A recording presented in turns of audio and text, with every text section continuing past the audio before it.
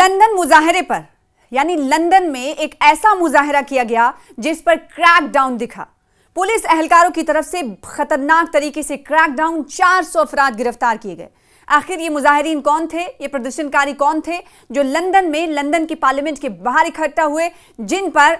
Police की तरफ से झड़प भी, दोनों की तरफ से झड़प भी हुई और इस बीच 400 अफराद गिरफ्तार किए गए। यानी लंदन में पार्लियामेंट के बाहर प्रदर्शनकारी इकट्ठा हुए और इन प्रदर्शनकारियों पर, इन एहतजाजी मुजाहिरीन पर पुलिस का क्रैकडाउन देखने को मिला और 400 अफराद गिरफ्तार किए गए।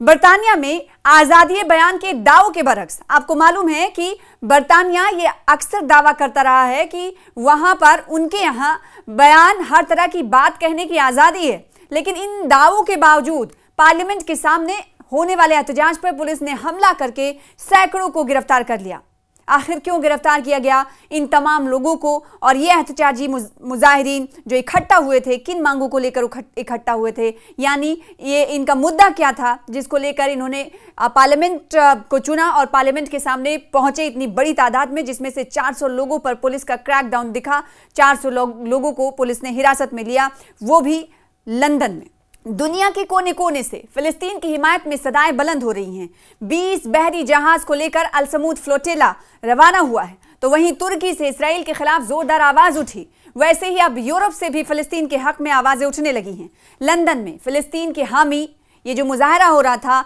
ये फिलिस्तीन के हक में एहतजाजी मुजाहिरीन इकट्ठा हुए और लंदन में फिलिस्तीन के हामी मुजाहिरीन पर पुलिस ने क्रैकडाउन करते हुए 400 से ज्यादा अफराद को गिरफ्तार कर लिया। यह एहतजाज पार्लियामेंट के सामने हुआ। लंदन पुलिस ने दावा किया है कि गिरफ्तार शुदगान में कई अफराद पर पुलिस एहलकारों पर हमले और एक ममनुआ गिरोह की हिमायत जैसे इल्जामात हैं। देखिए, पुलिस ने अपना वर्जन जारी करते हुए कहा है कि दरअसल ये जो एहतजाजी मुजाहिरीन थे, प्रदर्शनकारी थे, वो इकट्ठा हुए थे, जिस पर एक ग्रुप पर हमने जिन पर बैन लगा रखा है, उसकी हिमायत में ये तमाम लोग एहतजाज करने के लिए उतरे थे और इसीलिए हमने इतनी बड़ी तादाद में इन्हें हिरासत में लिया है। जबकि ऐनी शाहिदीन के मुताबिक, जो आई विटनेसेस थे वहां पर, उन्होंने कहा है कि पुलिस ने मुजाहिरीन से सख्त और बाज मकामात पर पुरतशद्दुद रवैया इख्तियार किया।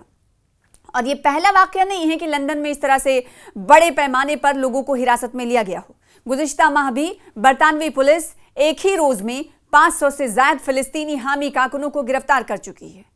तो यानी कि लंदन में भी कई मरतबा इस तरह के प्रोटेस्ट हो चुके हैं, फिलिस्तीन के हक में, गजा के हक में प्रोटेस्ट हो चुके हैं, एहतजाज हो चुके हैं। और जब ये तमाम एहतजाजी मुजाहिरीन सड़कों पर उतरते हैं तो उन्हें इसी तरीके से हिरासत में ले लिया जाता है। जो दावा लंदन करता है कि वो इजहार राय की आज़ादी अपने यहाँ के शहरियों को देता है, वो कहीं ना कहीं रफा दफा होते हुए दिखाई देती हैं। हजारों सुहूनियों का मुजाहरा, कैदियों को रिहा कराने का मुतालबा किया गया और कहां पर किया गया ये भी आपको बताएंगे। तो फिलहाल आपको बता रहे हैं कि लंदन में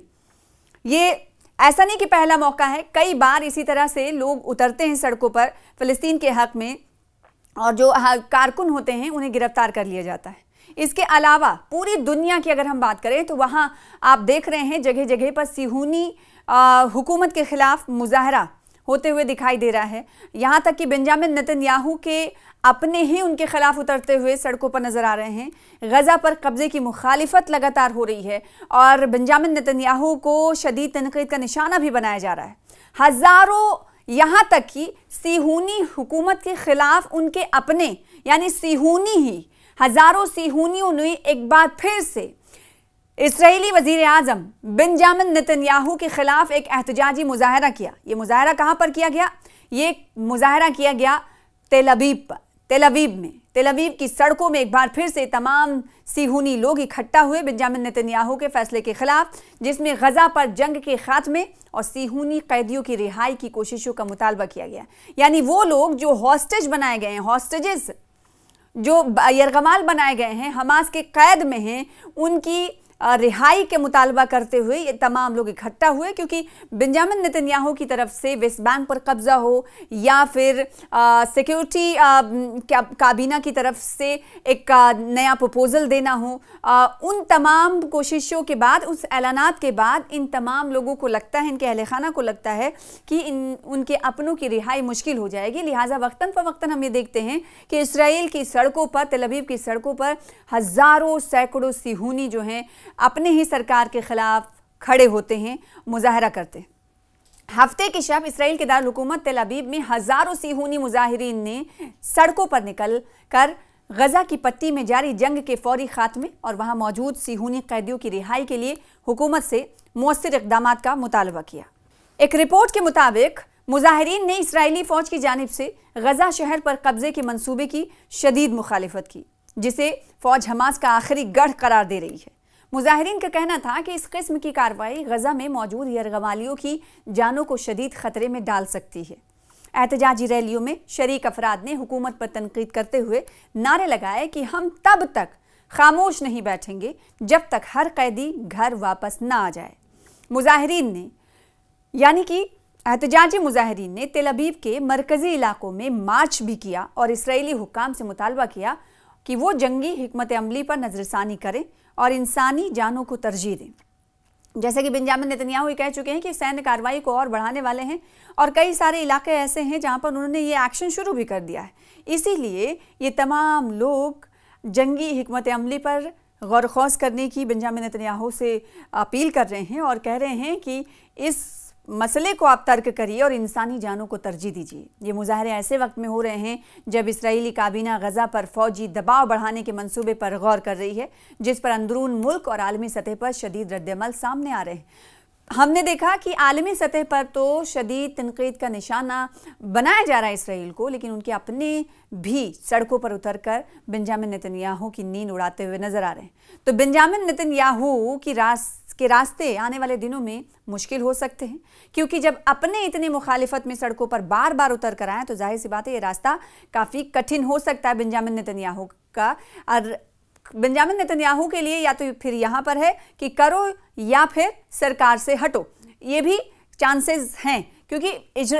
जो ये सिहूनी हैं, तमाम जो इसराइली हैं, इनकी यही मांग है कि हम सरकार से नाराज़ हैं, हुकूमत के ख़िलाफ़ सड़कों पर उतर रहे हैं, क्योंकि हुकूमत ने जो रवैया अभी अपना रखा है, गज़ा में जो